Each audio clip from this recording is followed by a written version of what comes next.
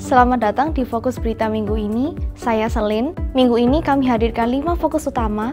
Festival Kembang Api Penghu berkolaborasi dengan Dragon Ball Z menjadi sorotan musim panas yang penuh semangat, sementara aturan ketenagakerjaan baru yang berlaku memengaruhi gaji dan hak perawatan keluarga. Perawatan pengobatan tradisional Tiongkok membantu pengendalian gula darah, menawarkan pilihan kesehatan alternatif. Data terbaru registrasi kanker dirilis untuk mengingatkan pentingnya screening dan program Culture Points memperluas batas usia pengguna guna mendorong kaum muda terlibat dalam kehidupan budaya. Mari kita simak 5 peristiwa kunci minggu ini. Penghu International Fireworks Festival 2026 berkolaborasi dengan Dragon Ball Z hadirkan tema musim panas penuh semangat. Saat membicarakan musim panas di Penghu, hal pertama yang terlintas di benak banyak orang tentunya adalah Festival Kembang Api. Tahun ini, Penghu International Fireworks Festival untuk pertama kalinya berkolaborasi dengan anime klasik Jepang Dragon Ball Z, elemen anime, pertunjukan kembang api, serta atraksi cahaya drone dalam satu rangkaian acara. Menciptakan festival yang tidak hanya menawarkan tontonan kembang api, tetapi juga pengalaman tematik yang dapat dinikmati dari awal sampai akhir. Lokasi utama berada di Kuan Yin Pavilion, Makong. Selain jadwal pertunjukan reguler, disiapkan juga pertunjukan khusus di pulau-pulau terluar dan sejumlah lokasi lainnya. Di area acara, pengunjung dapat menikmati zona foto karakter, pameran figurin, dan merchandise eksklusif, sehingga selain menikmati kembang api, pengunjung juga dapat sepenuhnya merasakan suasana tematik festival ini. Aturan ketenagakerjaan baru berlaku, gaji dan hak perawatan keluarga ditingkatkan secara bersamaan. Mulai tahun ini, berbagai aturan baru yang berkaitan dengan hak-hak pekerja resmi diterapkan. Perubahan yang paling terasa adalah penyesuaian upah minimum yang meningkatkan penghasilan real bagi banyak pekerja tingkat bawah. Di sisi perawatan keluarga, cuti untuk merawat bayi dan cuti perawatan keluarga kini memiliki mekanisme pengajuan yang lebih fleksibel. Aturan baru juga menegaskan bahwa pengambilan cuti tidak boleh memengaruhi penilaian kinerja atau pemotongan bonus kehadiran.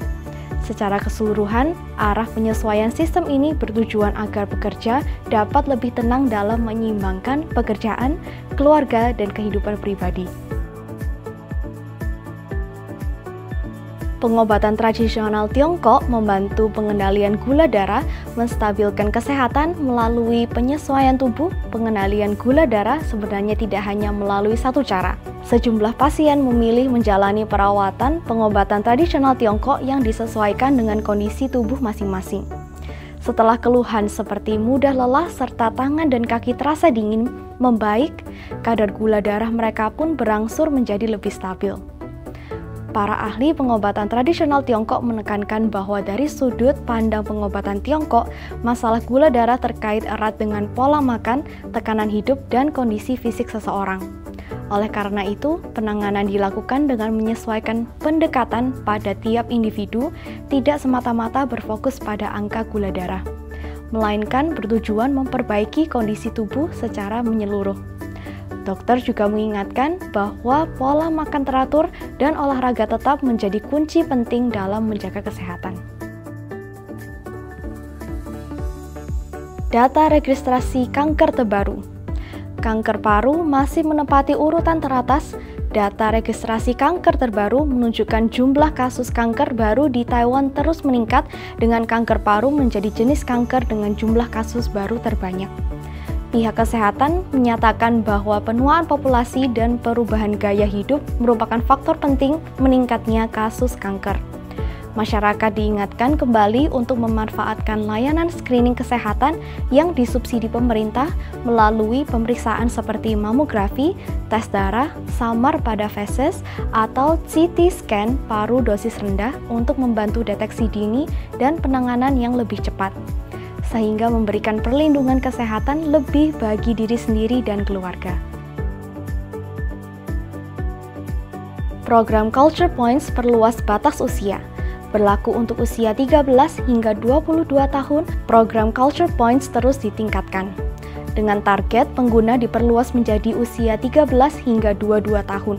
Setiap orang dapat menerima 1.200 culture points yang dapat digunakan untuk menonton film, mengunjungi pameran, membeli buku, dan berbagai pengalaman budaya lainnya. Selain itu, aplikasi Culture Points kini dilengkapi fitur gamifikasi melalui misi, lencana, dan mekanisme hadiah untuk meningkatkan interaksi pengguna.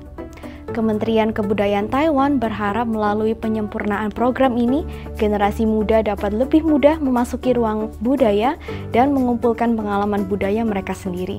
Terima kasih telah menyaksikan Fokus Berita minggu ini. Taiwan Immigrants Global News Network menemani Anda mengikuti perkembangan terkini, memahami Taiwan sekaligus menghubungkan dunia.